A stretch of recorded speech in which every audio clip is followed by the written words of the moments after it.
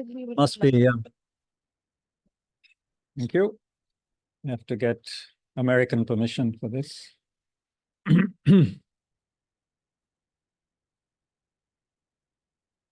Welcome. Is there space? Hi, Minoti ji.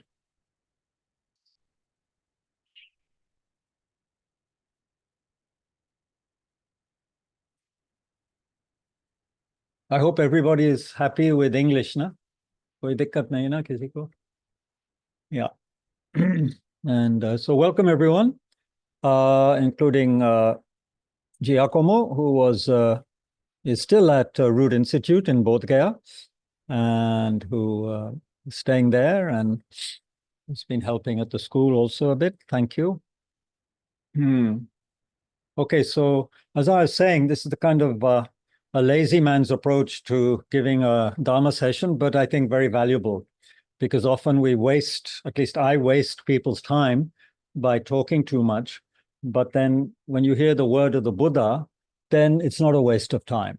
Even if the words seem very simple, as they are sometimes, to hear the words of the Buddha and the great masters, pundits who came after the Buddha, that is not a waste of time at all, however simple sometimes it may sound. The reason being, it's very simple.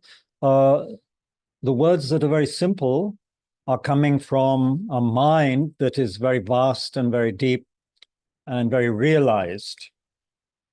Whether it's the Buddha or the great Indian or Tibetan masters who came after the Buddha, and whether they are from the, 1st or 2nd century BC, or whether they are from the 20th century, they are all very realized beings. So it's worthwhile to hear their words, really worthwhile. So I thought that's what we do today, because because I knew I wasn't going to have time to prepare something more, on my own.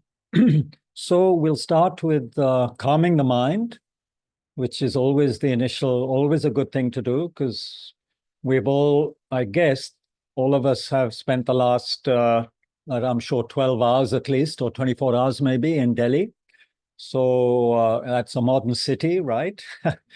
With all of the vibrations of a modern city and the air of this wonderful city, and everything else, and all the 33 million people who live in the environment, apparently. It's a lot of people now in the Delhi region. So there is a lot of, what shall we say, different vibes or vibrations, and a lot of different particles, particulate matter in the air. And so now we have a chance to just slow down and let go of some of the, what shall we say? Maybe to say a tsunami is a bit unkind, but at least there's been a lot of cogitation, a lot of thinking, maybe some annoyances, maybe some other kind of mental, not necessarily distress, but upheavals possibly a little bit. A roughness in the mind.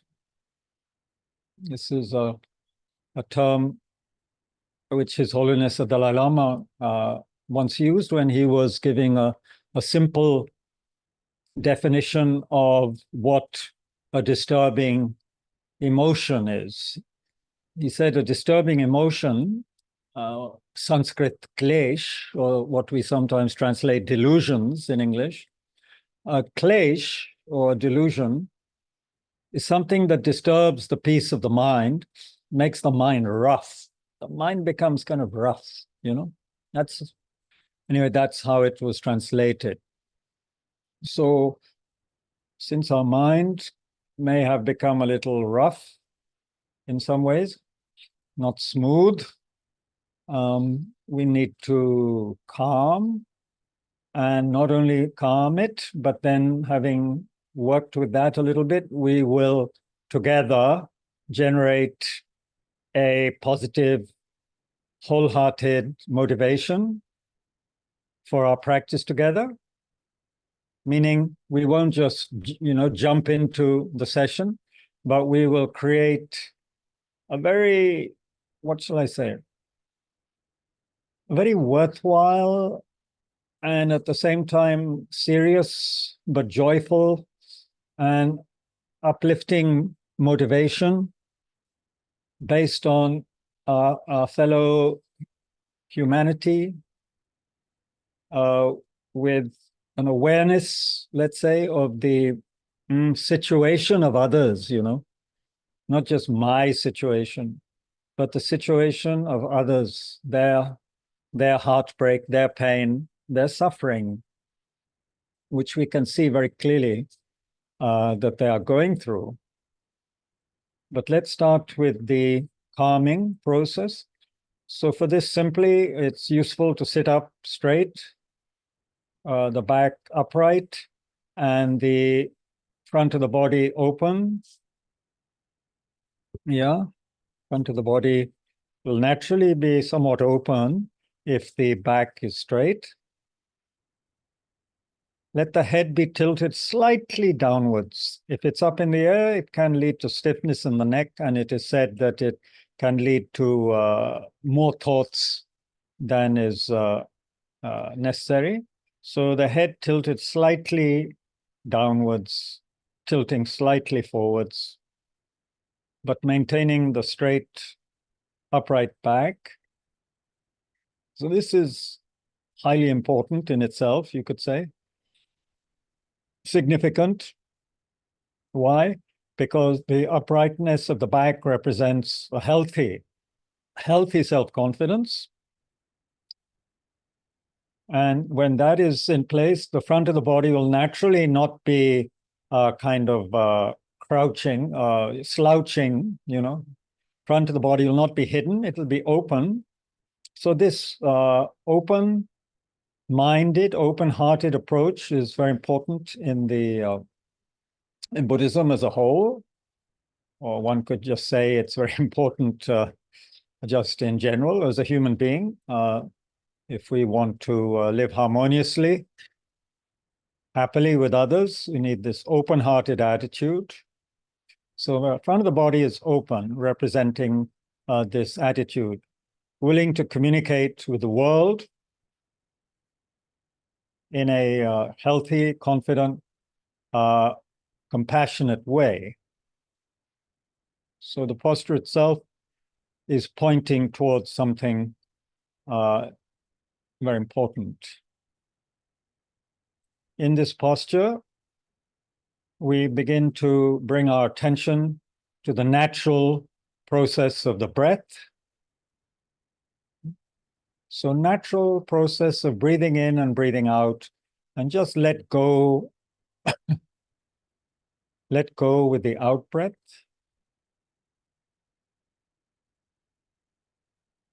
And don't get taken over or get fascinated by any thought or image that comes. Just recognize it and just let it go. Don't follow your thoughts, however exciting or sad or whatever. Just let them go and come back to the breath. Again and again, come back to the breath, just in a very natural, unhurried, relaxed way.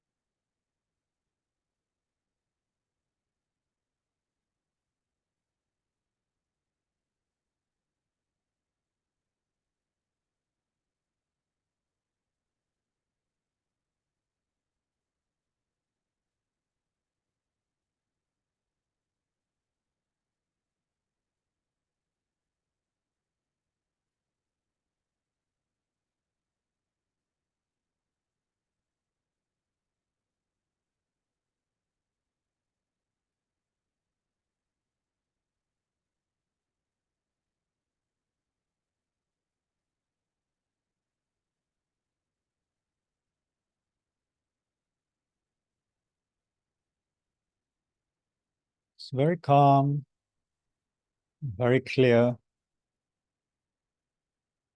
and a sense of kindness towards oneself for now.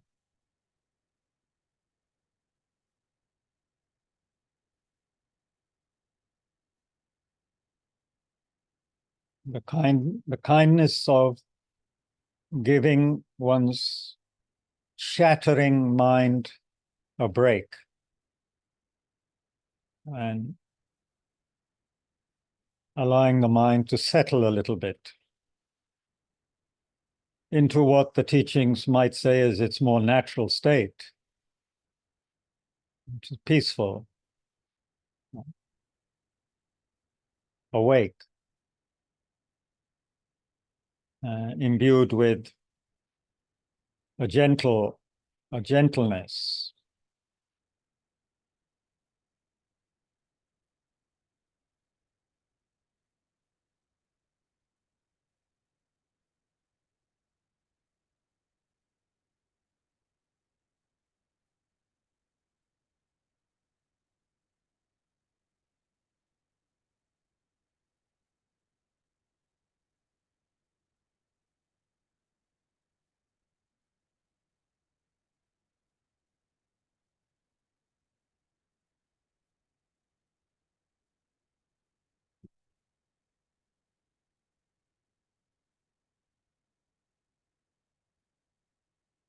Hmm.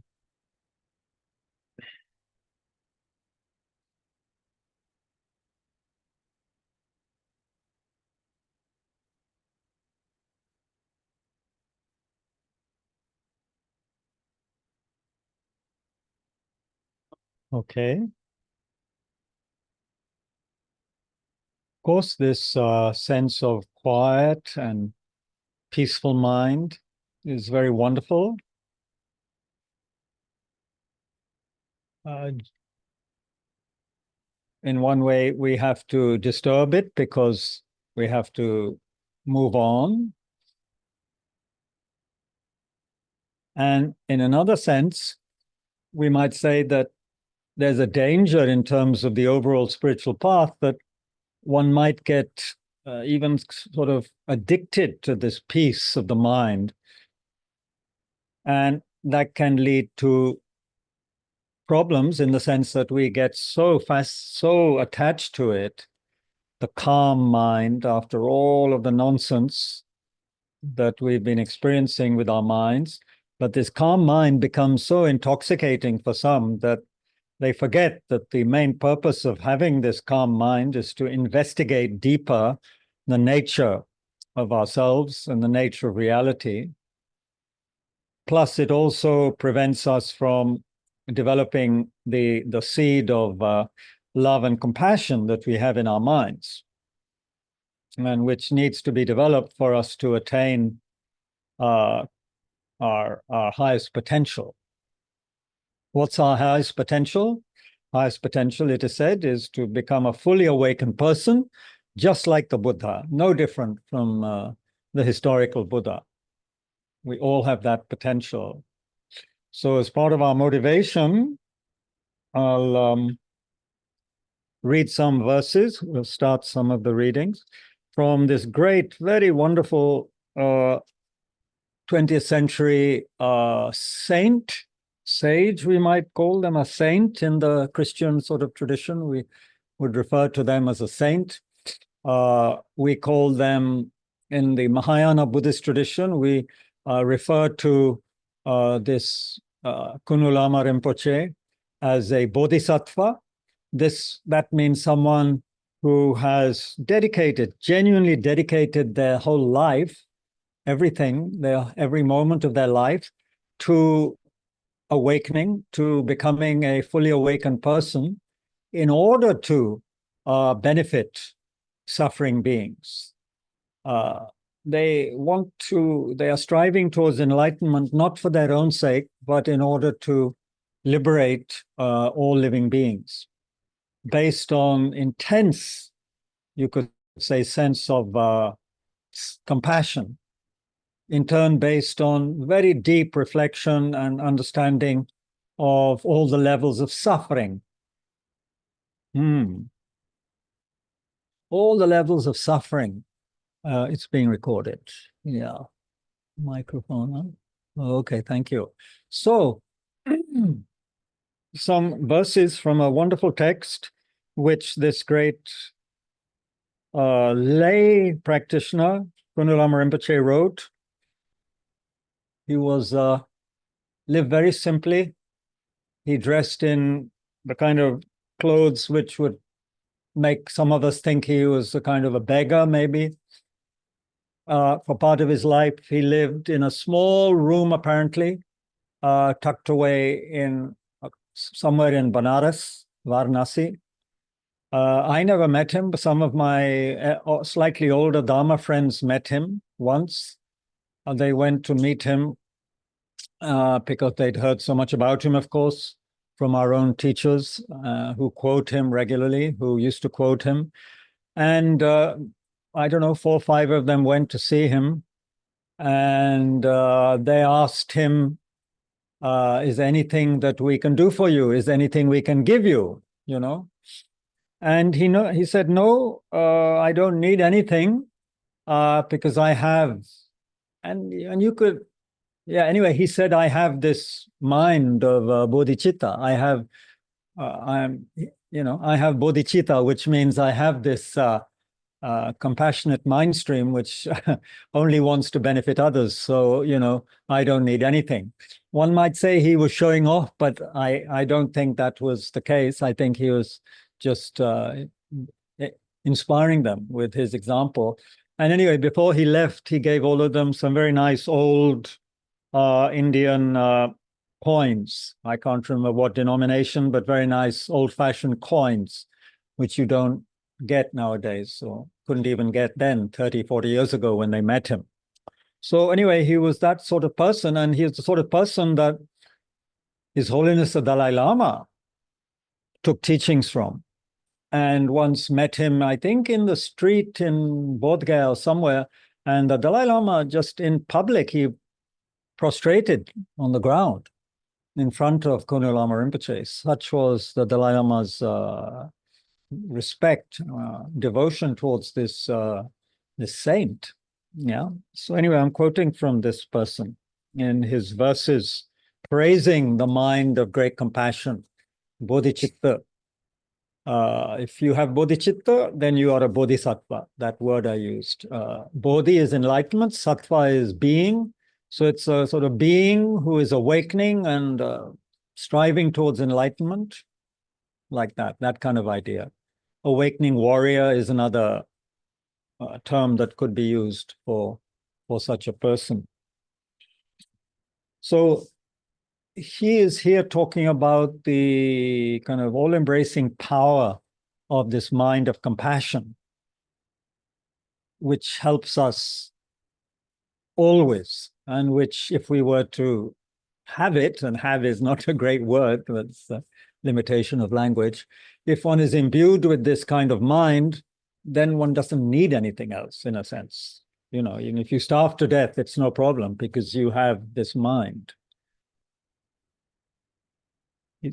Remember bodhicitta when you feel down. Remember bodhicitta when you're scared. Remember bodhicitta when you suffer. Remember bodhicitta when you feel joy. Remember bodhicitta when your courage begins to wane. Remember bodhicitta when you slack off from doing things for others. Remember bodhicitta when you become lazy. And remember it when you feel run down. Who could measure the heavens with a ruler? Who could measure out the ocean with a cup?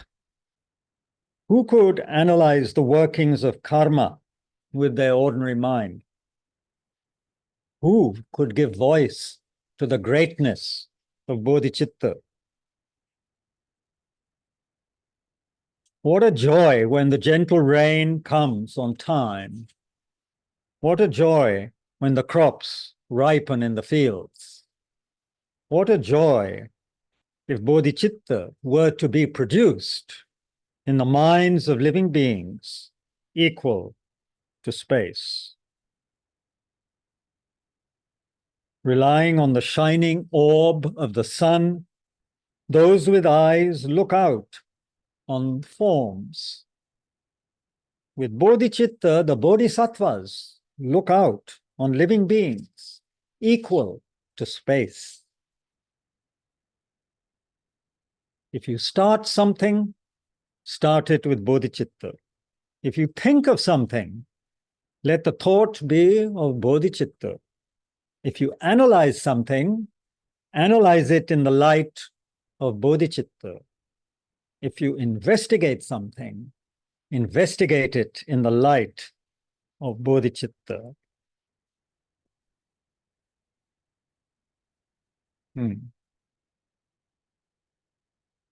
So reflect for a moment on people you know, whom you are maybe very, very close to, whom you love very much, and you understand their sufferings or their problems, their pain, maybe physical, mental, both. Reflect on some of these people or one person and think how wonderful it would be if that person or persons could be free of their suffering and the causes of that suffering. Or you could think of the incredible suffering that thousands and thousands of people are going through due to the wars that are going on in the world and the famines that are happening, often unknown to us, or the all of the different problems of beings. But to make it more real, you might want to focus on one or two people that you know and think how wonderful it would be if they could be free of suffering and the causes of suffering and experience happiness and the causes of happiness. So please reflect on this for a little while as part of our motivation.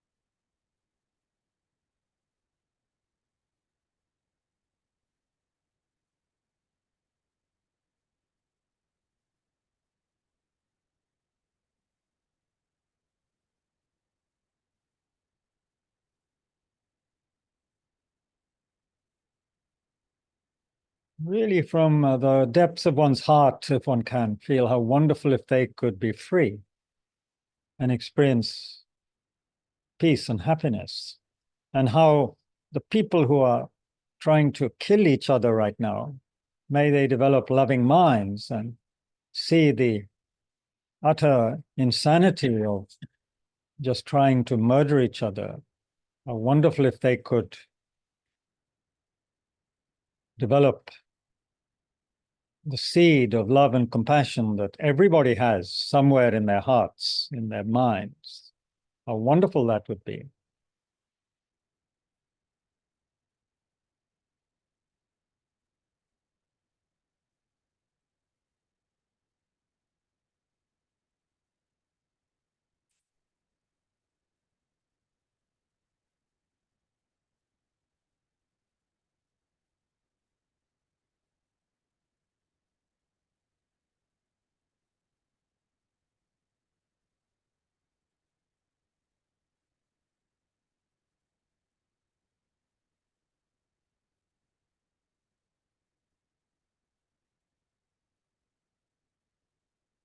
Yep. Okay.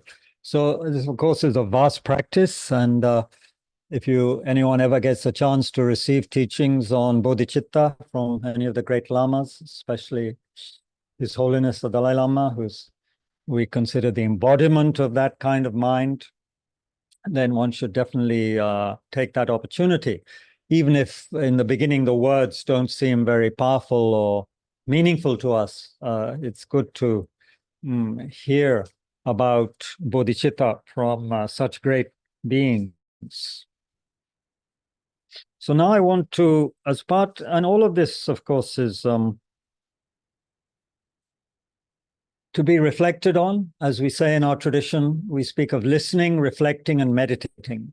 So most of us in this world are very good, or we have no choice but to listen, which in this context means we have all the media. So we look and we listen and we hear so much nowadays, much more than anyone could in the time of the Buddha, with all of our technologies. But when it comes to reflecting on what we are hearing and seeing, then yeah, that doesn't happen very much. And whether we go deeply and meditate on it to habituate our mind with the, a positive quality, that is very rare. Even in the monasteries, one might say, the monks and nuns are so busy studying and some reflecting, of course, they don't have much time to really go deeply into meditation. The serious monks and nuns do. They just make time, But otherwise, most people don't have time. I'm not saying this based on my own observation necessarily, but on what other great monks and nuns have said. So we're very busy gathering information in our world, but we don't have much time to go very deeply.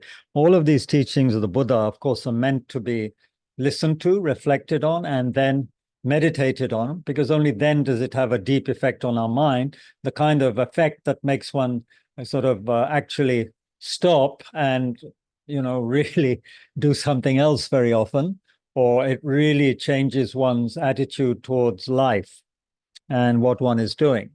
That would be the effect of very powerful meditation on any of these topics. But it's very rare. And I'm certainly not someone who has benefited yet from from deep meditation, unfortunately. But I've seen people who have been, and it's extraordinary. Their lives completely change.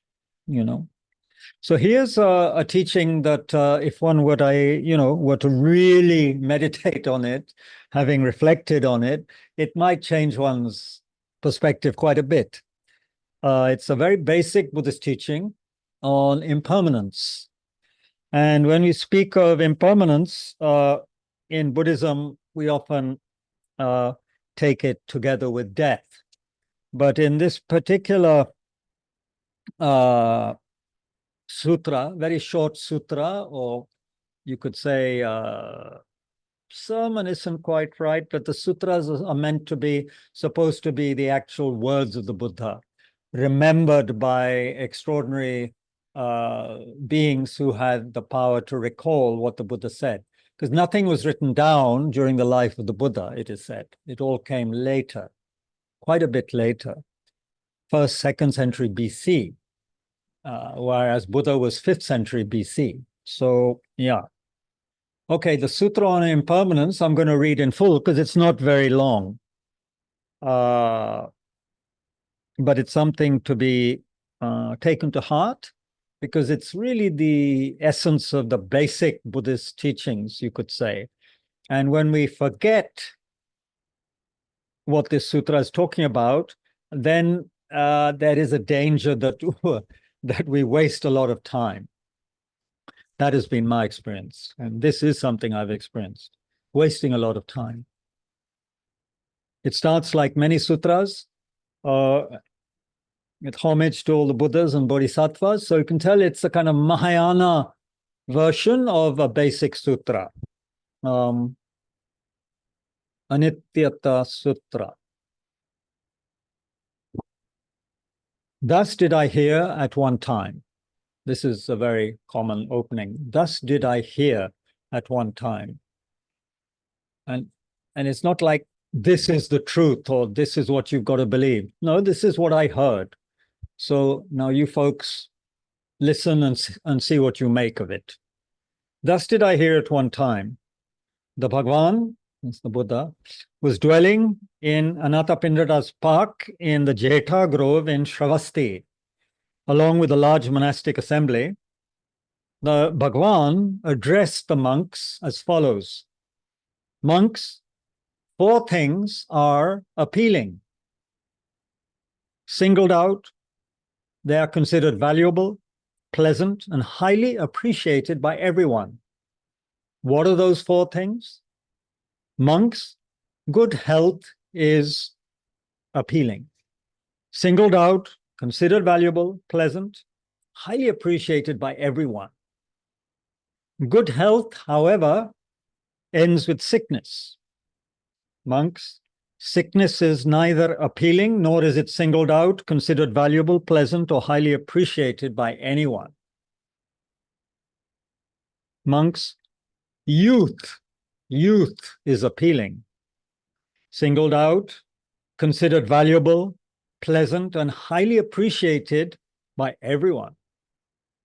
Youth, however, ends with the aging of the body. Monks, the aging of the body is neither appealing nor is it singled out, considered valuable, pleasant, or highly appreciated by anyone. Monks, prosperity is appealing, singled out, considered valuable, pleasant, and highly appreciated by everyone.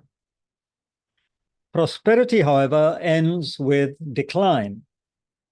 Monks, the decline of prosperity is neither appealing nor is it singled out nor considered valuable, pleasant, or highly appreciated by anyone. Monks, life is appealing, singled out, considered valuable, pleasant, and highly appreciated by everyone. Life, however, ends in death. Monks, death is neither appealing nor is it singled out, considered valuable, pleasant, or highly appreciated by anyone. Thus spoke the Bhagwan, the Sugata, and having spoken, the teacher added these words: good health is impermanent. Youth does not last. Prosperity is impermanent. And life, too, does not last. How can beings, afflicted as they are by impermanence, take delight in desirable things like these? When the Bhagwan had thus spoken, the monks rejoiced and praised his words. This completes the sutra on impermanence.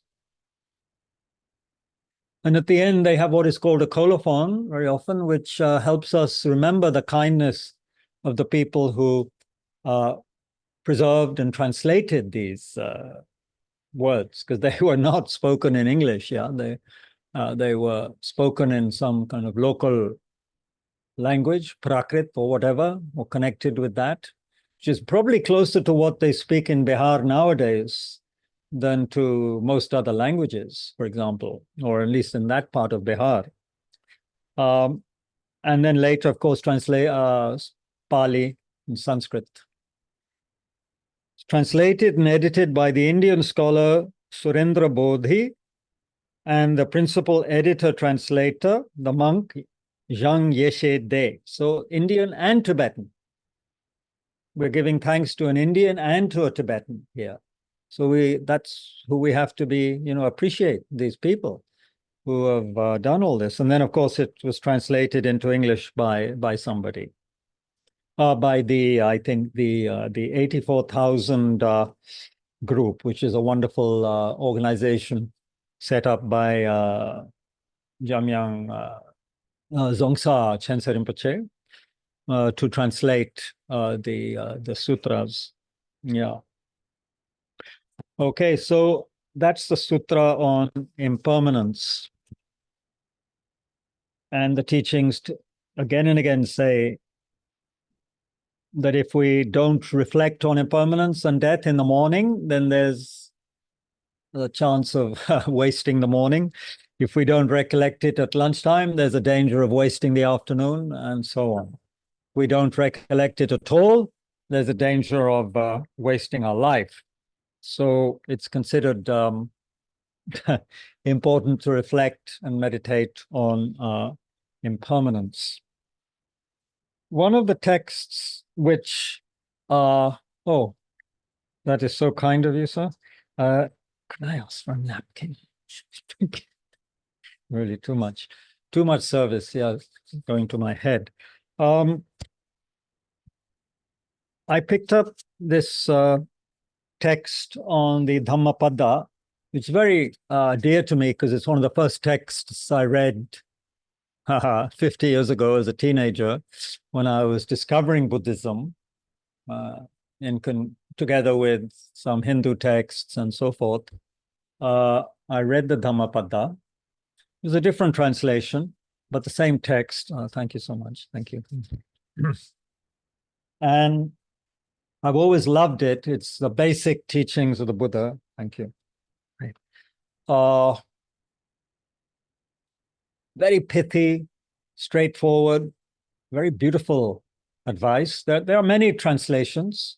The original was in Pali. There's also a Tibetan Dhammapada, but this is from the original Pali Dhammapada. And I opened it in Bodhgaya a few days ago. And of course, very appropriately for me, I opened it on the chapter called The Fool, Buddha, chapter 5. And I read this, which seems so well put, you know.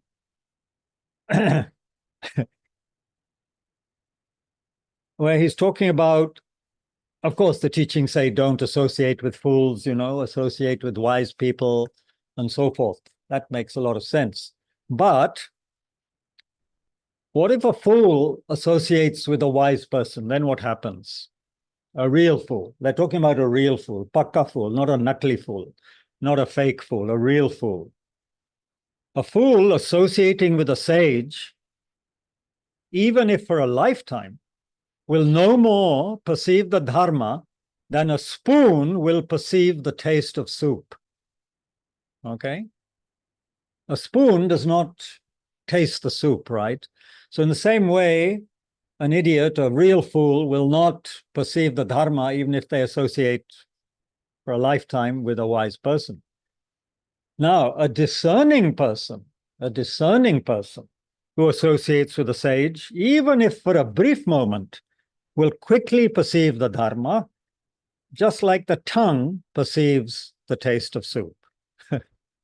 So it's really very good. Now, I don't know whether the Buddha spoke this or whether one of his monks or nuns, but it seems very good to me. This is really good.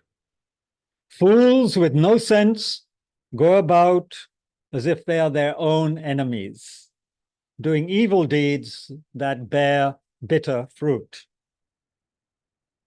No deed is good that one regrets having done, that results in weeping and a tear-streaked face. A deed is good that one doesn't regret having done, that results in joy and delight.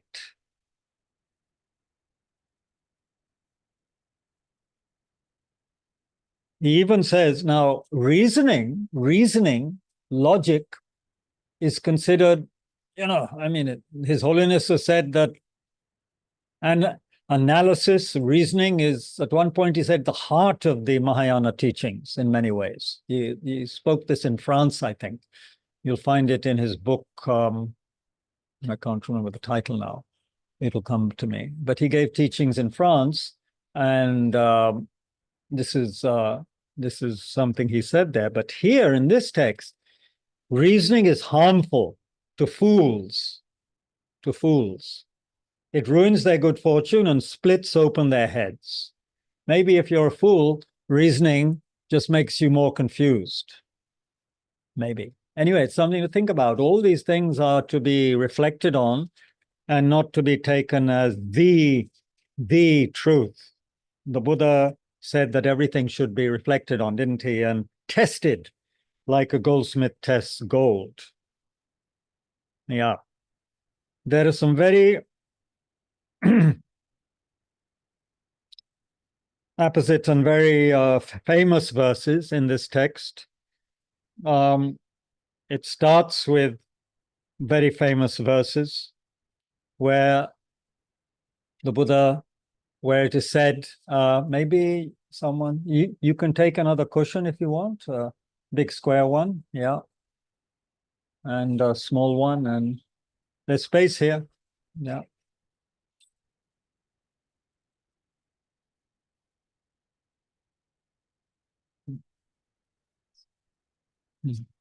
So here, right at the beginning of the Dhammapada, it says, all experience is preceded by mind, led by the mind, made by the mind.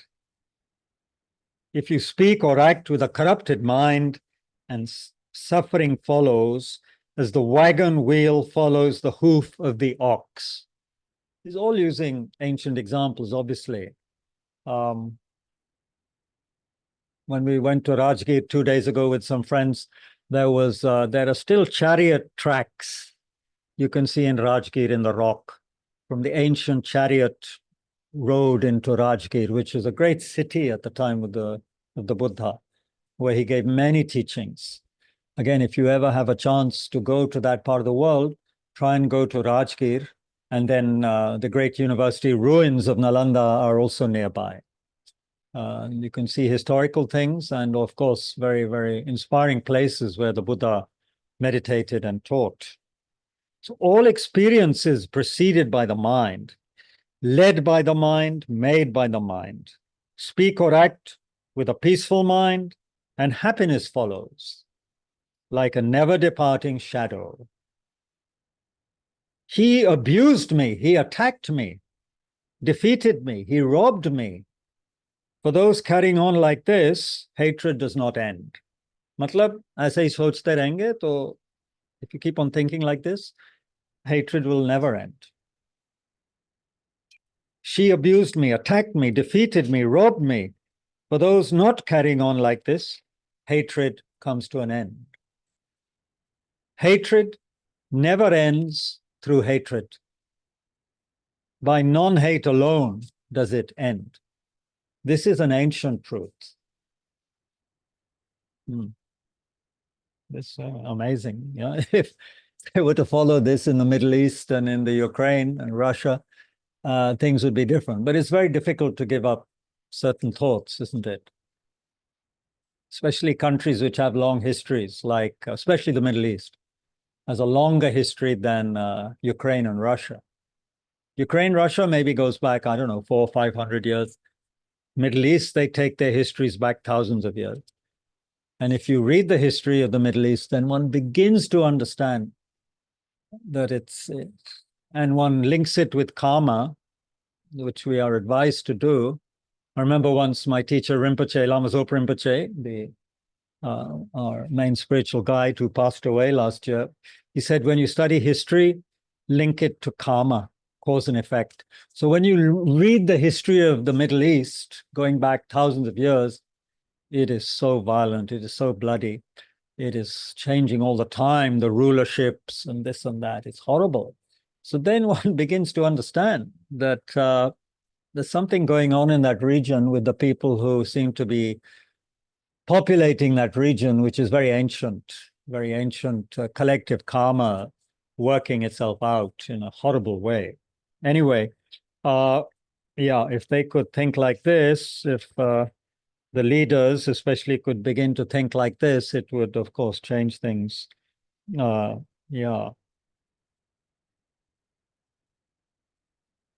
As the rain penetrates ill-thatched house, thatch, जिस पे छप्पड़ वगैरह पड़ा हुआ है.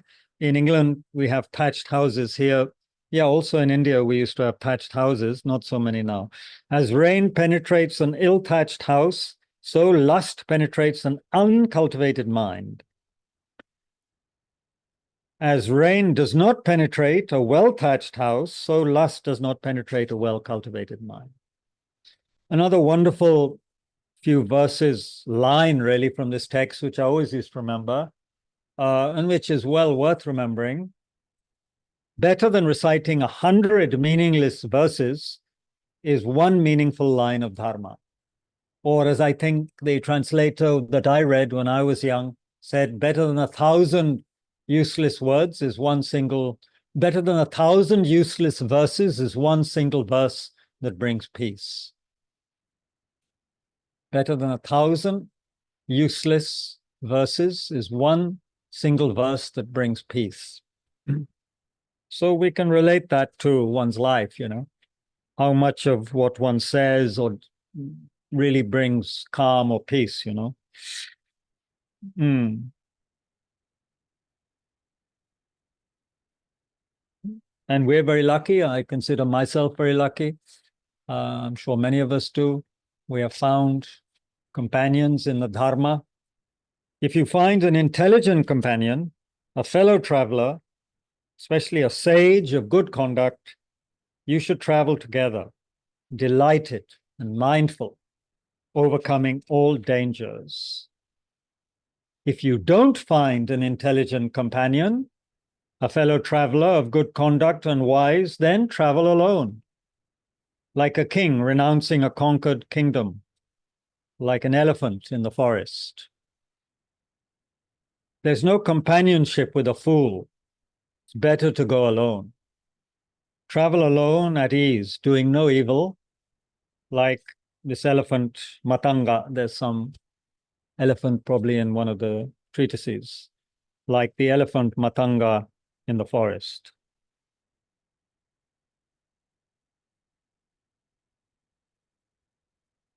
What is happiness? There's a lot of talk about happiness nowadays. The Dhammapada has something to say about it, of course.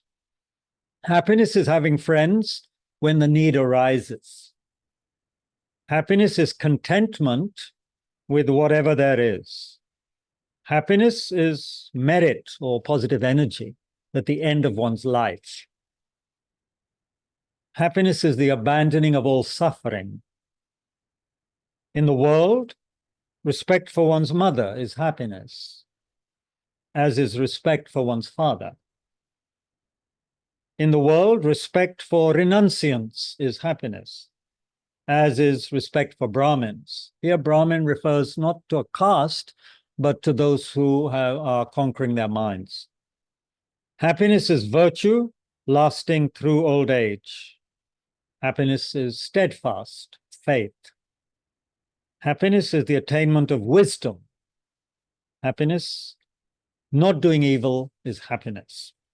Anyway, there is so much in this wonderful text. One can read a verse or two each day, and there is so much in that.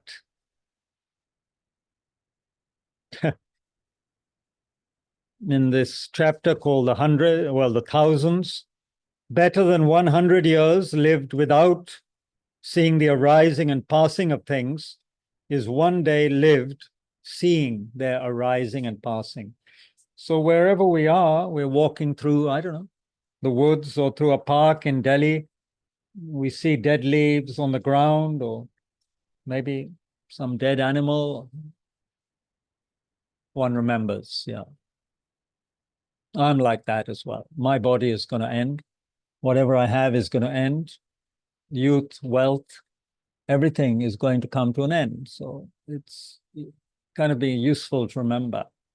And one's walking through a park to go and buy milk and eggs or bread for breakfast or whatever. Yeah, everything's going to end. How are we doing for time? 7:23. Not too bad. Not too bad. Okay. I hope people online are not getting too sleepy. Okay, thank you. Right, so there are some wonderful, powerful quotations to be found, of course, in the basic teachings of the Buddha. And a volume I've recommended to people in the past is this wonderful volume edited and introduced by Bhikkhu Bodhi, a very good monk, called In the Buddha's Words, which is an anthology of discourses from the Pali Canon. There you go. You see, it's so amazing, so amazing. Introduction, yeah, to each section by this very erudite and wonderful monk. And so he goes through the various teachings. so many of the sutras he quotes from. So here is something from what is called the human condition, the human condition. Because until we understand our condition, what our situation is, we will not feel motivated to change it. So the very first teachings the Buddha gave were not about how wonderful the experience of enlightenment is that he just experienced in Bodhgaya. He spoke about suffering. He spoke about dukkha, unsatisfactoriness.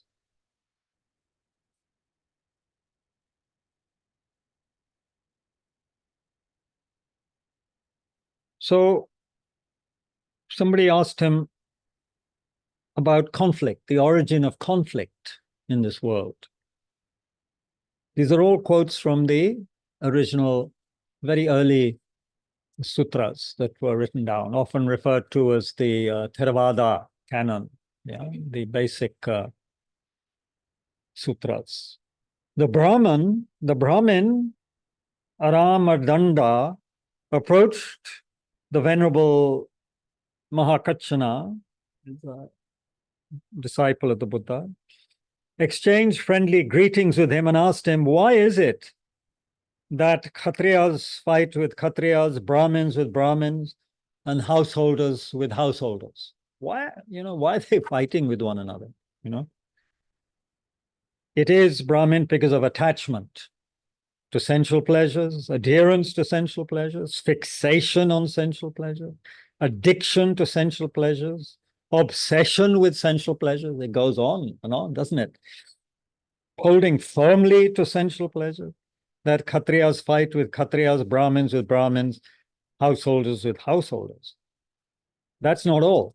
Why do renunciants, so-called ascetics, fight with one another? It's okay, ordinary people are fighting with one another, okay. Why are people following the spiritual path fighting with one another? It is, Brahmin, because of attachment to views, adherence to their views, fixation on views, addiction to views, obsession with them, holding firmly to views, that ascetics fight with ascetics. So we can be outwardly very, given up all sorts of sense pleasures, given up 3 meals a day, going around with a begging bowl, but we could be having deep arguments and, hostility even towards people with different opinions, different ideas, different views. So then that can become a source of conflict, bad feeling, and so forth.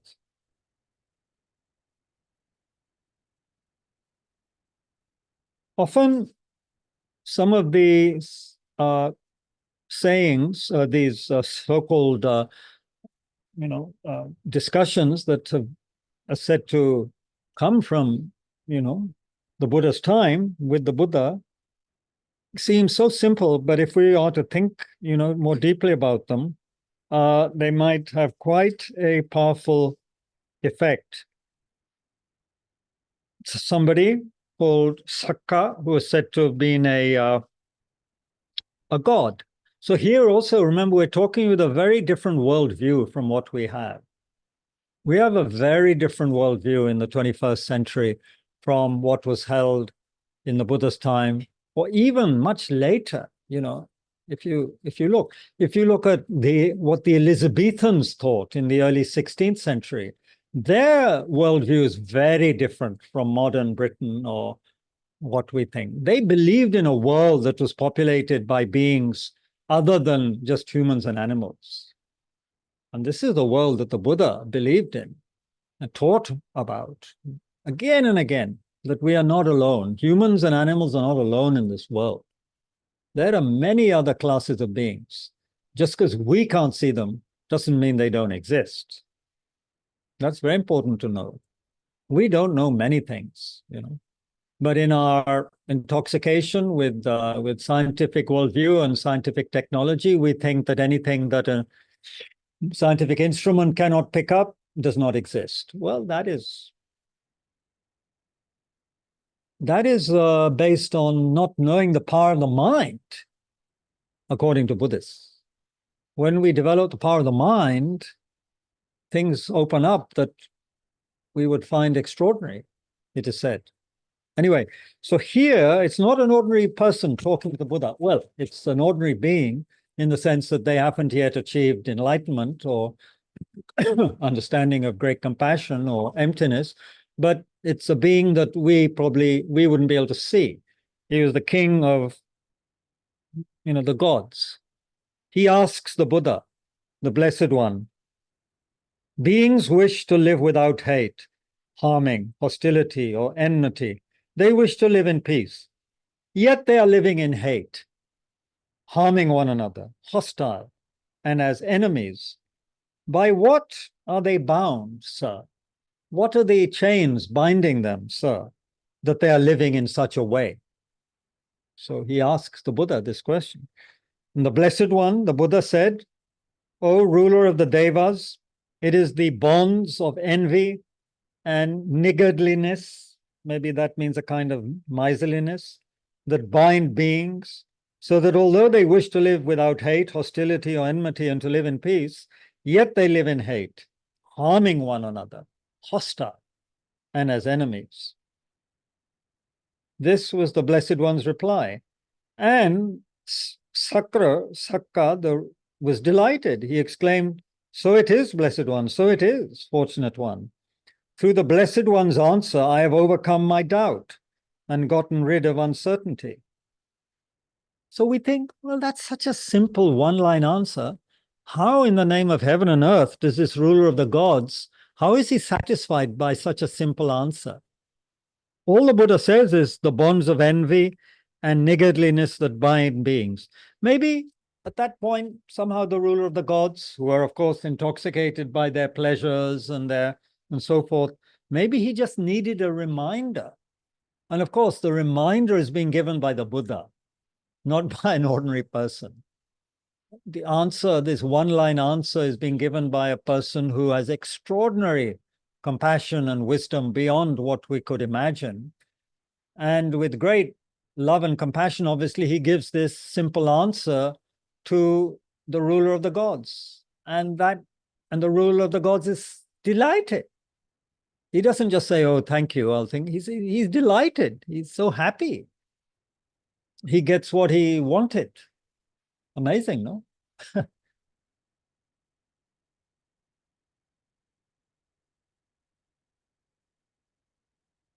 Yeah, maybe sometimes it happens with us, especially you could remember something from childhood. You get something from your granny or grandpa. You're sick and tired of your parents at the moment, and you get something from your granny and grandpa, and you say, wow, you're so happy getting something, a little toffee from your grandma.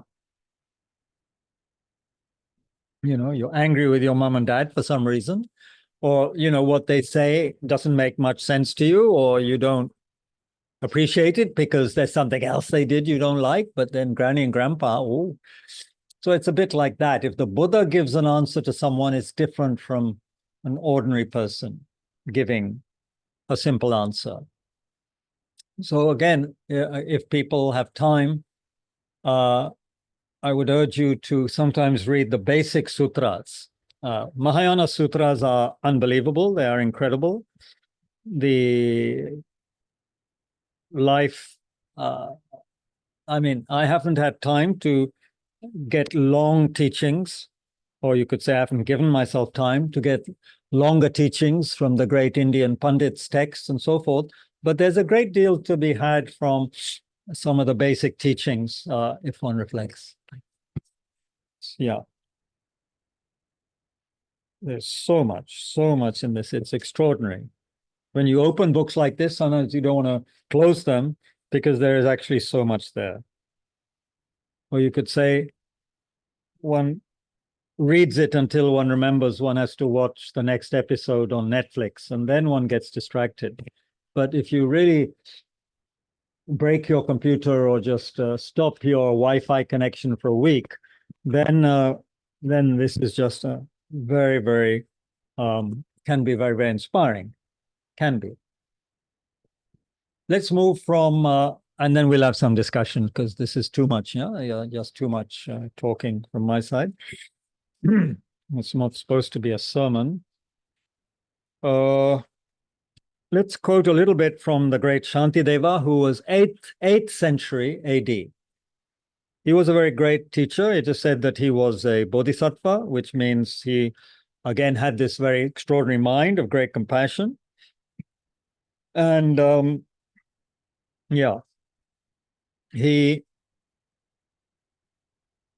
this text is a text on how to develop this mind of great compassion, bodhicitta, and how to stabilize it, how to meditate with it, and also has a chapter on wisdom, how to develop deep wisdom, meaning understanding of how things exist, the deepest reality of oneself and phenomena. And it's a text that is very much loved and studied, reflected on in the Tibetan tradition, because they have adopted the Mahayana teachings so powerfully since the 8th century, when Buddhism was taken to Tibet, you could say, started to be transmitted to Tibet, for which the Tibetans are ever grateful to India for these teachings. And it's due to that transmission that we can enjoy the teachings now, because, as you may know, Buddhism died out in India pretty much by the end of the by 1200. By 1200 AD, Buddhism had virtually been wiped out. Virtually, I say, because of course some people still practice, but by and large, it, yeah, you could say pretty much wiped out by the year 1200 for various reasons, which you can read about. So anyway, Shantideva was teaching and meditating well before 1200 in the 8th century, also at this great university of Nalanda, where he was actually considered a very bad student, because people only saw him eating and sleeping and going to the toilet, because, yeah, that's what he did during the day. They didn't realize that he stayed up at night, all night, studying, practicing whatever he did. He was a very great being, kind of a secret, hidden practitioner. In the daytime, yeah, he seemed like a very lazy monk, but he wasn't like that, really. So his text, which he didn't write it, he spoke it. And it was, again, remembered by beings with extraordinary memories, with obviously some special powers to remember things, because he didn't write it down. He gave the teaching. It was remembered. Here he's talking about, again, impermanence.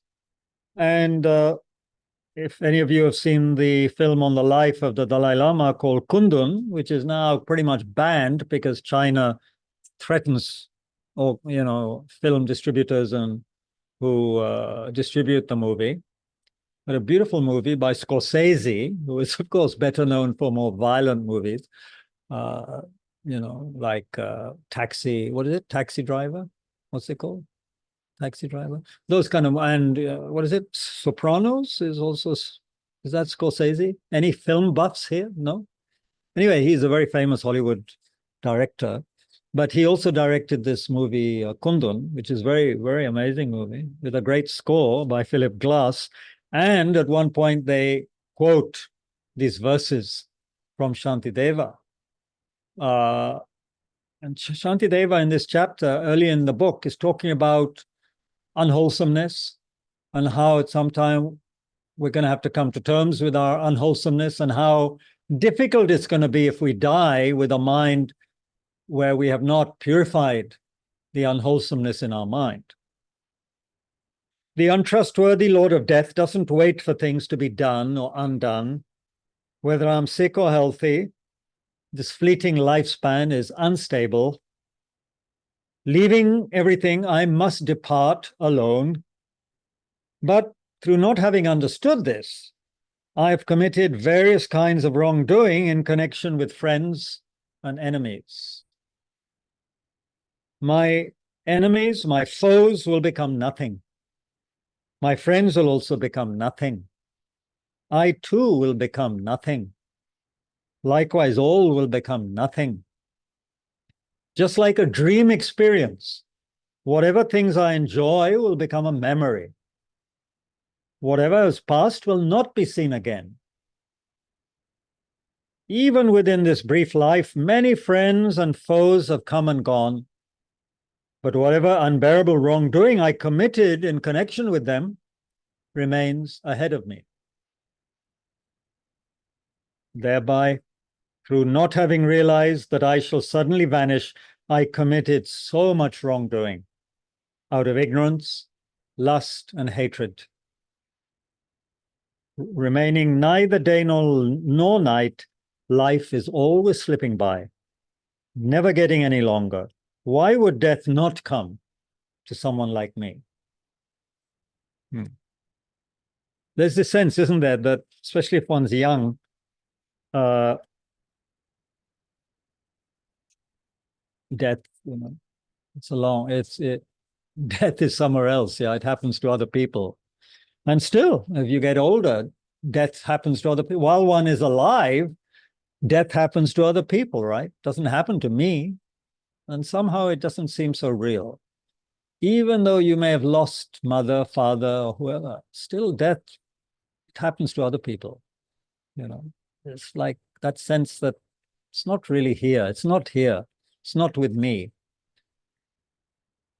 You cross a road in a hurry, maybe that car misses you by a second because you're expert at, dodging things. But yeah, death could come so easily, but it somehow doesn't happen to me. Happens to other people. So this is a kind of a ignorance we have. However, speaking of the tremendous beauty and qualities of the bodhicitta mind, which we referred to at the beginning with our motivation, Shantideva, whose text is renowned for this, speaking of this mind of compassion, he says this. He says this of someone who has developed or is about to develop bodhicitta. He says, just like a blind man discovering a jewel in a heap of rubbish, likewise, by some coincidence, this awakening mind of bodhicitta has been born within me. It's like a supreme ambrosia, that's kind of nectar, that overcomes the sovereignty of death. It's like an inexhaustible treasure that eliminates all the poverty in the world.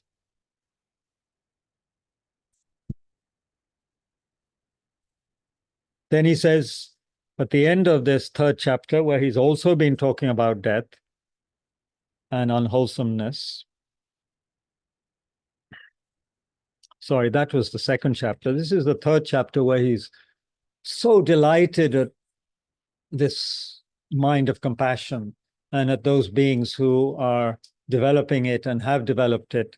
He says, today, in the presence of all the protectors, meaning all the Buddhas, Bodhisattvas, I invite the world to be guests at a festival of temporary and ultimate delight. This is a very powerful verse. I always like this verse because he says he's inviting everyone to be his guest at a festival of temporary and ultimate delight. If you think about the meaning of a guest, this can be quite a powerful verse. Who is a guest? What is a guest?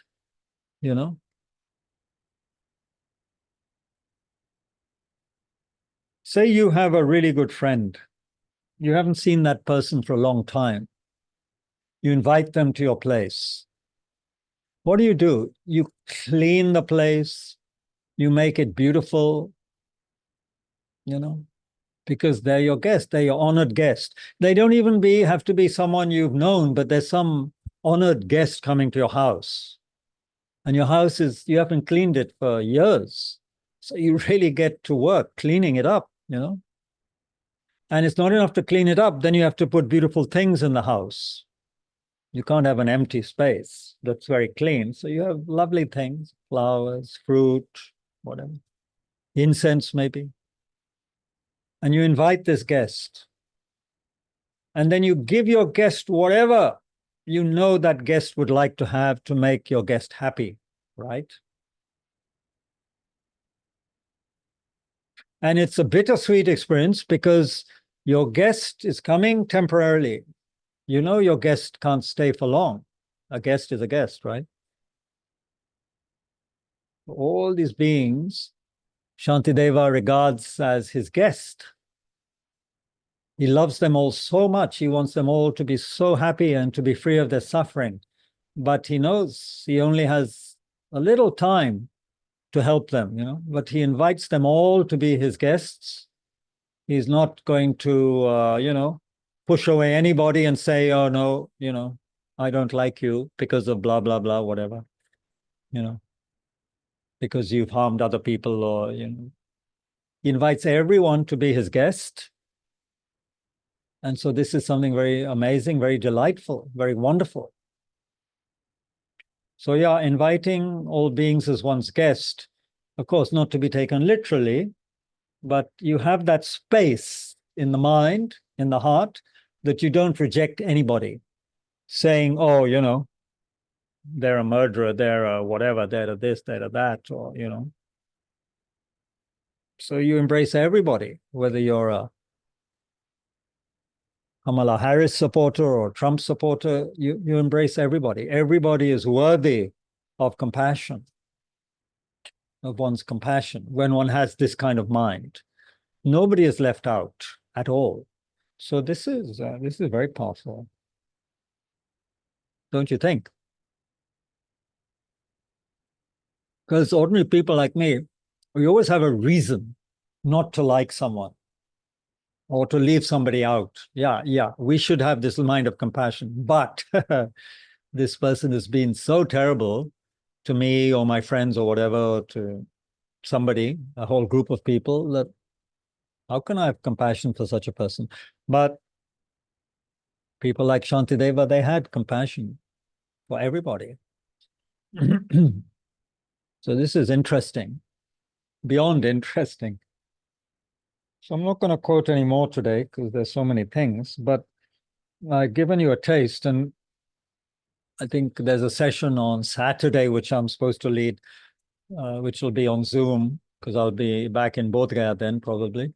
So we may continue with this a little bit because I'll probably be feeling lazy on Saturday as well. So we'll do something like this. Let's have some discussion, if you wish. Someone has corrected me. The Sopranos is not Scorsese, but laden with his influence for sure. Thank you, Anuj Malhotra. Very good, who is himself a filmmaker. Yeah. Okay. Yeah, so, but Scorsese has done so many movies which I can't remember right now, which is weird. Okay. Any comment? You can have a break. Yeah, why don't you stand up, stretch your legs, if there's any hot water or water, biscuits, have something, then we can have some discussion.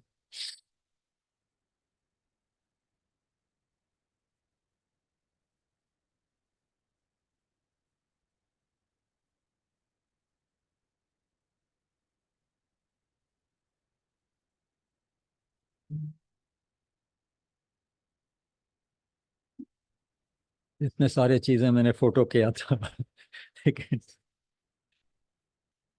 Time नहीं है. Maybe on Saturday. Anuj, tell me some of the movies that Scorsese directed. Yeah, huh? Once upon Gangs of New York. Gangs of New York. And they copied that here, no? In some film, the Bollywood. नहीं? क्या था अनुज जी? The name of the film is Gangs of Wasipur. Can you hear me? Gangs of Wasipur, yeah. Yeah. And what was the other movie he directed? Did he Scorsese, you mean? did he do Godfather? So The Godfather was Godfather Coppola, series? Francis Ford No, that was Coppola. Coppola. Sorry, that was Coppola. Yeah, They sorry. were all contemporaries, and I'm sure they influenced each other's work. So it's No, not. Yeah, he's done some wonderful films actually. Even I can't remember yeah, any names. He's done some right. wonderful films. And I've created a distraction now. So, but anything relating to directly to what we've been looking at. But of course, we should never divorce films or anything, our life experience. We should always try and link it with what the Buddha taught, right? Because most good films or good literature I relate mean, to our life experience, yeah? To even death, to suffering, to whatever, all actually, a sorts lot of of things. Scorsese's gangster films are also about faith and a crisis of faith. So it's actually rooted a lot in his Christian upbringing. So it's not Uh-huh. divorced at all Did you from say fate or faith? faith, Faith, faith and a faith, crisis of faith, actually. right. Uh, the film's actually rooted in his Christian upbringing. I see. In Scorsese's Christian upbringing. Yeah, yeah, yeah. Okay. Even his gangster films or films about even corrupt politicians are essentially about his considerations of faith. So spirituality is Interesting. really at the heart of his cinema, I suppose. Okay. Thank you. Kabir Ji, namaskar. Ji, namaskar. Pranam. Can you recommend me some good translation of Dhammapada? Some Both in good Hindi. translations. Yeah, yeah. Well, you know, the one I love the most is because the one I read as a teenager. I don't know if it's available. It was by a professor of English literature who was also a poet, and he was Spanish. Juan Mascaro, Mascaro, Juan Mascaro, and it was the Penguin Classic Dhammapada. And the Penguin Classics in the 70s also brought out Upanishads and Bhagavad Gita. It was in that series that they had the Dhammapada. Juan, Juan, Juan Mascaro, Mascaro. That's the translation I like, but the one I was reading from just now is somebody called Gilles Fronsdal, Gilfronsdal, Gilles Fronsdal, and this is the Shambhala publications. They're a very, very good publisher of Buddhist text, and it's a South Asia edition, 2018. Very, very reasonably priced for books nowadays. Gilles Fronsdal, the Dhammapada. This is very good. Also Yeah, very we'll good. check it. Fronsdal. Fronsdal, yeah. Fronsdal. Fronsdal. And one more thing, are there any good translations in Hindi also available? Hindi, yes, definitely. Yes, there are, but I don't have the publisher with me. But I have read, I do have a Hindi translation, and also there are Pali with then Hindi commentary, I think. वो खोजना पड़ेगा. But if you look online, you should be able to find. There's this Samyak Prakashan. They have something maybe, but also just check. I have many My of the publications with me. my Hindi reading and writing is not good, but if you were to do a search in Devanagari, you would get, I think, some Hindi versions. Does anyone here know of Hindi version of Dhammapada? Anyway, they will be there. Hindi version will be there. It's a very, very popular text. I think LTWA has a whole lot of things in Hindi. They might They're have beginning it to, too. aren't they? They might have it. They might have it. That's I the think Library I've- of Tibetan Works and Archives. Yeah. Yes. I think I've actually seen it in Dharamsala, but I'm not completely sure anymore. Okay. Thank you. Yeah, might be. They're doing some very good translations now. Yeah. Yeah. I will check. Thank you. Where are you, Mr. Shyam? कहाँ से बोल रहे हैं? मैं उड़ीसा से बोल रहा हूँ Kabir ji. Odisha. Oh, Wow. wow. Very good. Thank you. I did a workshop with you in Vajra Dhatu in Pune. Vajra Dhatu in Pune. Yeah, you had come there for a workshop. I was there for about, I think, 3 days or 4 days. Which century was that? Oh, what are you talking? I mean, Vajra Dhatu in Pune. I mean, you've forgotten or what? Yeah. You're not confusing me with someone else? Of course not. What do you mean? I mean, There are many.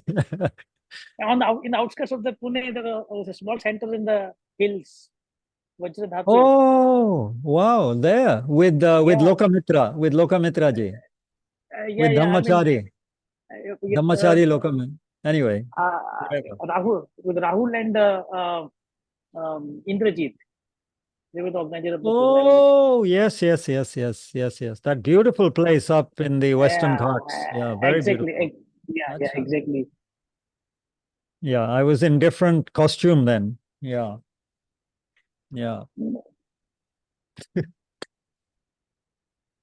Okay, folks, you want to come back or don't have to?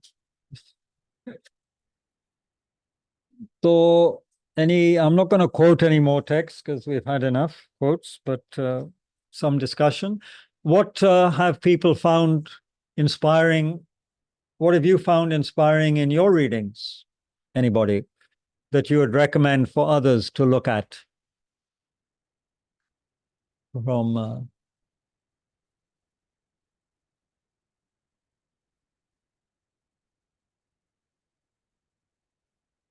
silence.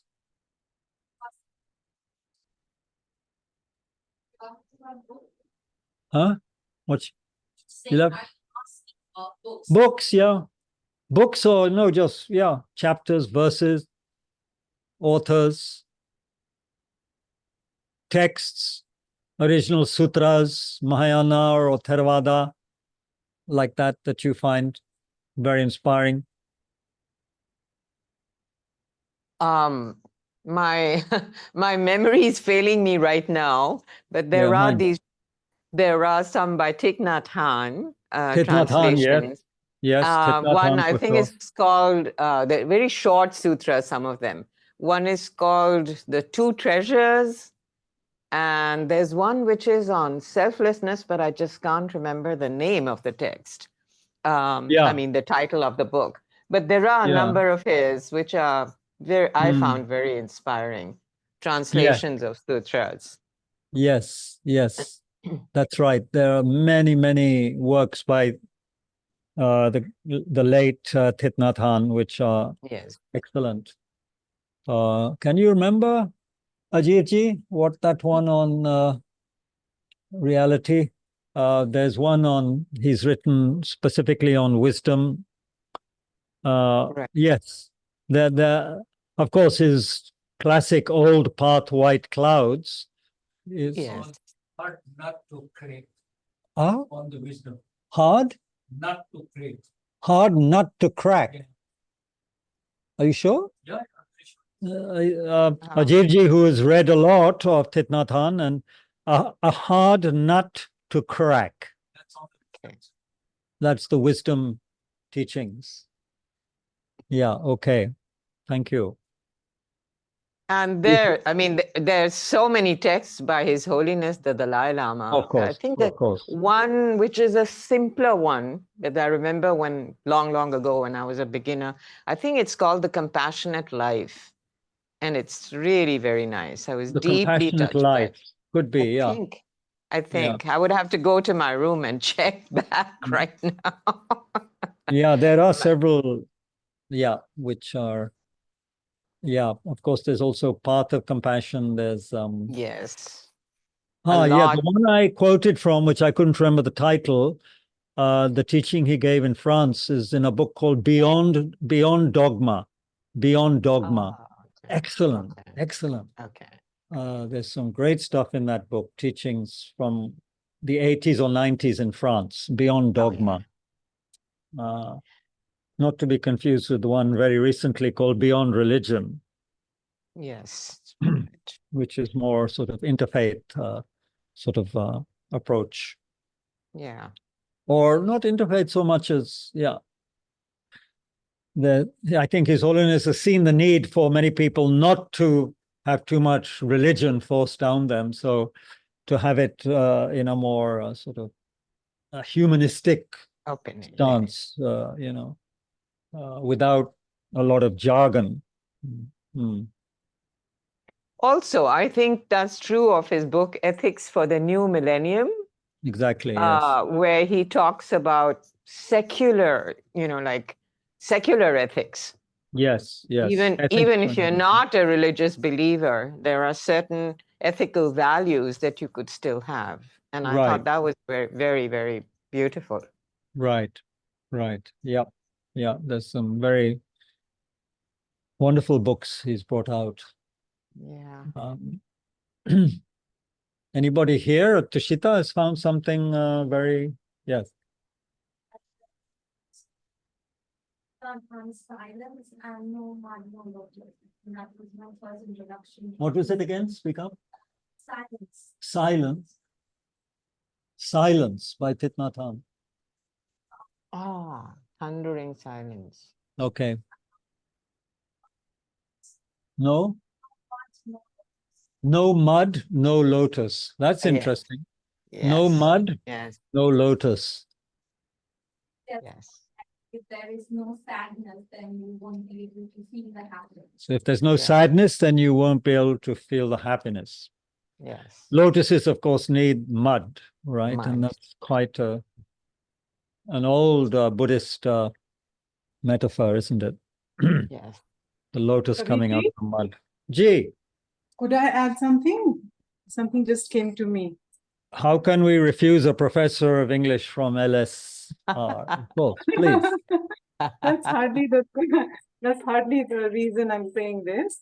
I'm sorry, I'm also having to cook, so pardon me. You're cooking at the same time. How wonderful. Yes. Multitasking. So this Great. has become prashad Don't now. burn your hand or anything. Yeah. No, this has become prashad. No, I was just thinking because we're doing pop culture and, violence. And so I was thinking of the Thurmans. And so Professor Robert Thurman has a fun book called On the Four Noble Truths, called The Four Friendly Fun Facts. The four Friendly fun facts. friendly fun facts. On the I Noble see. Truths. Yeah, so Wow. he sort of reinterprets this came out a while back. I got a copy last year.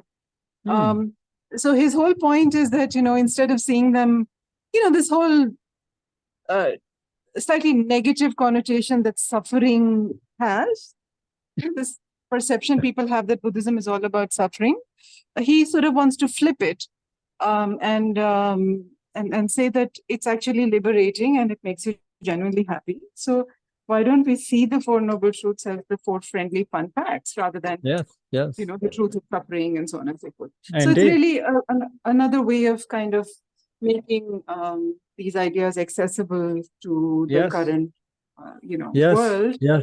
Yes. And doing it in his inimitable style. Absolutely.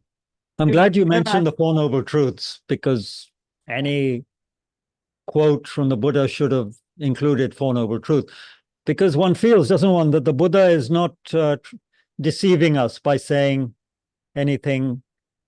He's not deceiving us. He's just giving us the truth as it is. He's saying, look, you're in a mess right now. You're suffering. You're having discontent. He's not masking that. He's not,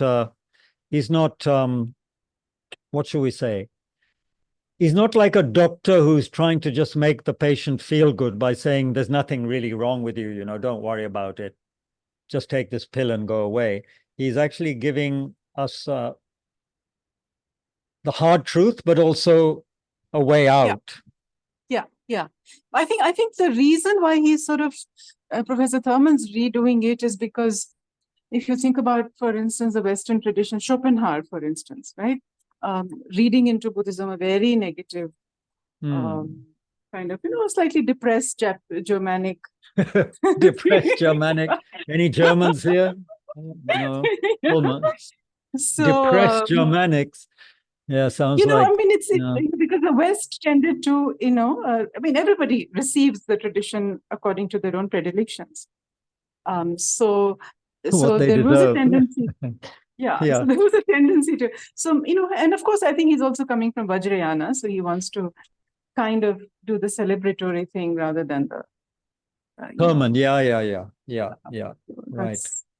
But it's Thank a you. sort of Yeah. very lively, Yes. Yankee interpretation. Yeah, Thurman is good fun anyway, whatever he He's good speaks fun. on.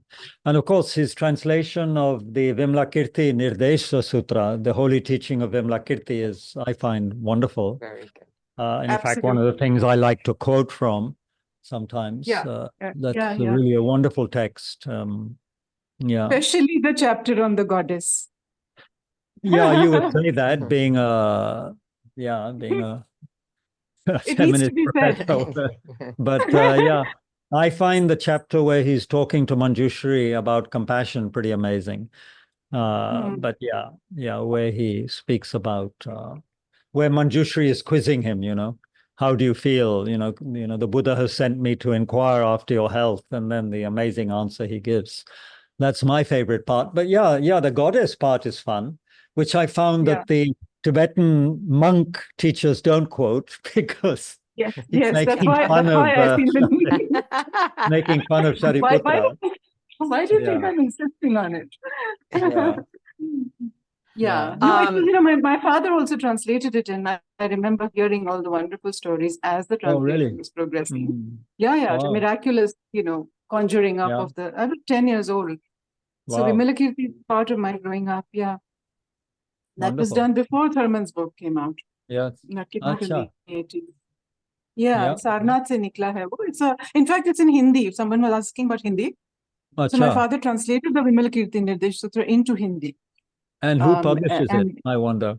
This is published, it's published from Sarnath, the Institute of Higher Tibetan Studies. Okay. And it's a trilingual edition with Bhikkhu Pasadika, the German monk, working with, I think, the Chinese original. Yeah, it's a fascinating exercise. That would be interesting. And it's out of print. Yeah.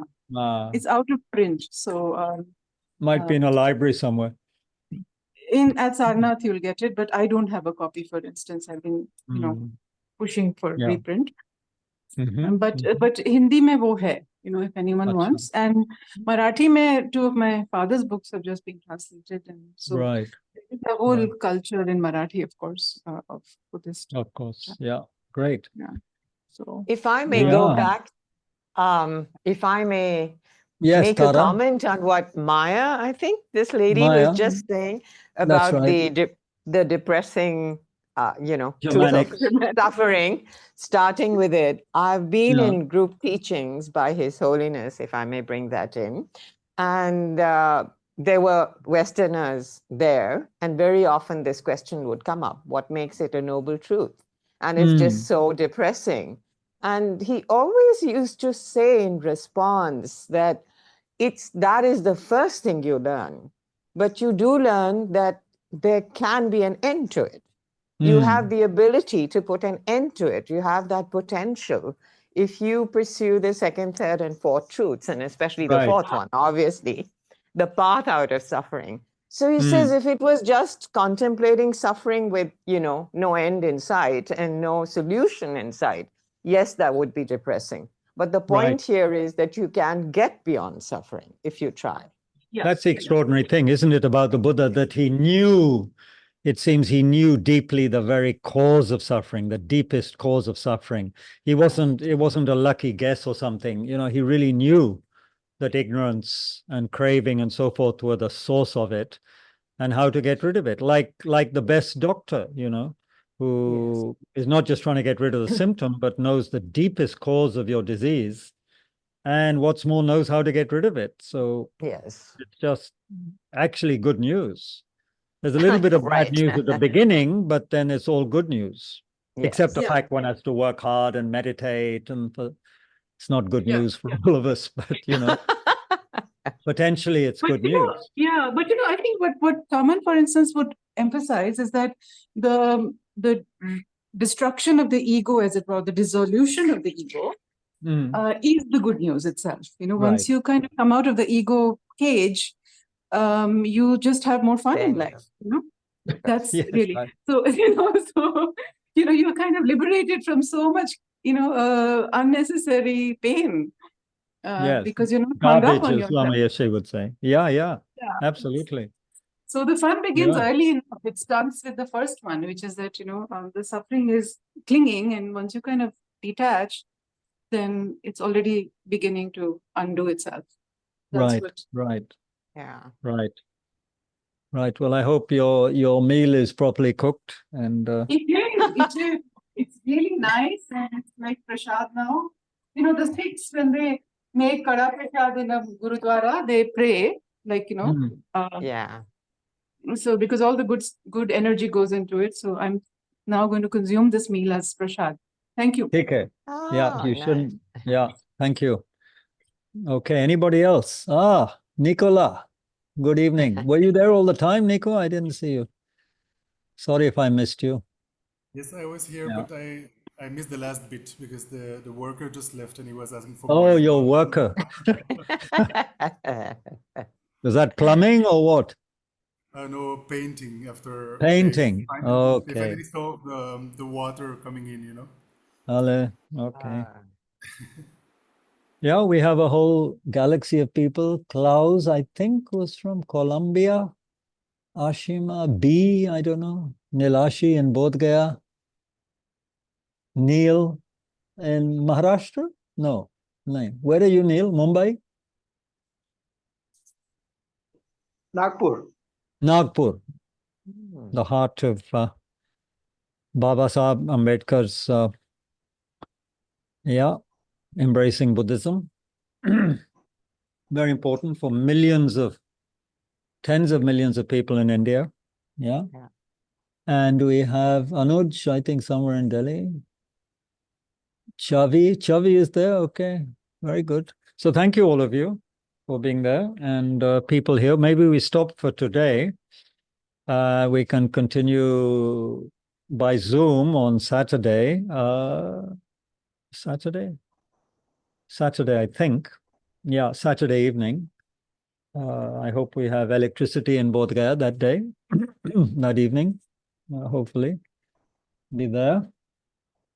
So this is just to give a taste and really to inspire us to read some of the original words of the Buddha and the great Indian and Tibetan masters that followed. I haven't quoted some of the, Tsongkhapa. I haven't quoted my own teachers. I haven't had time for that this session, but there's so much richness there in the Buddhist tradition, and this really influenced. Remember, these teachings influenced not just India, but vast swathes of Asia and even into Afghanistan, parts of Iran, and so forth, were very much influenced by Buddhism at one time. Places which are now associated with death and destruction and arms bazaars were flourishing Buddhist centers up to the 10th, 11th century even. So this is, this Buddhist culture, art, architecture, and the teachings have been very, very important, and of course, still important, very important in the world. And reading some of the original texts can be very inspiring and motivate us to go deeper into the studies, those of us who have time and inclination, and just help us in our daily practice to remember these. So let's we can dedicate the positive energy from this session together, that we may always be connected with these wonderful teachings on how to lead one's life and to traverse the long journey towards waking up, towards waking up and helping others to wake up. May we never be separated from these kind of teachings. May the teachers, the great teachers who teaching these texts and so forth, teaching. May they have long and healthy lives. May their wishes be fulfilled. In our own life, may we become, as Shantideva says, protectors of others, a lamp for others. May we be able to provide others with what they need to be happy, short term and long term, especially long term. And since we all have the seed of the Buddha nature, may we never be depressed or, may we not give in to despondency, and may we not give up, knowing that we have the potential to wake up completely. May that sustain us always.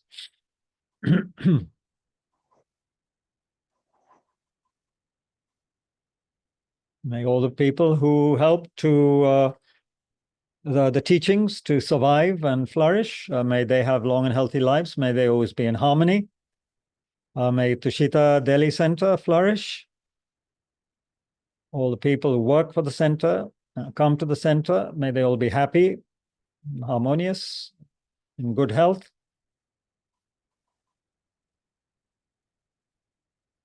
And experience the depth and the joy of the Dharma.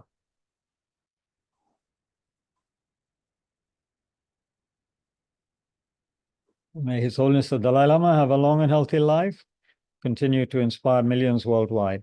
And we also dedicate for the quick return of our most kind, precious teacher, Lama Zopa Rinpoche, who passed away in April last year. By returning in a fresh human body, may his future life here with us be most beneficial for countless beings.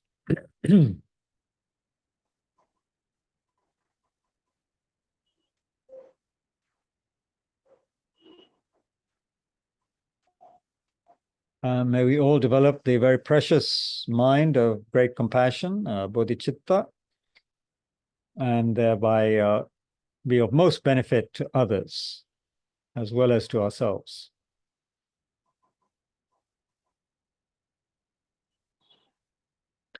Thank you very much, everyone, for your patience, and maybe see some of you again on Saturday.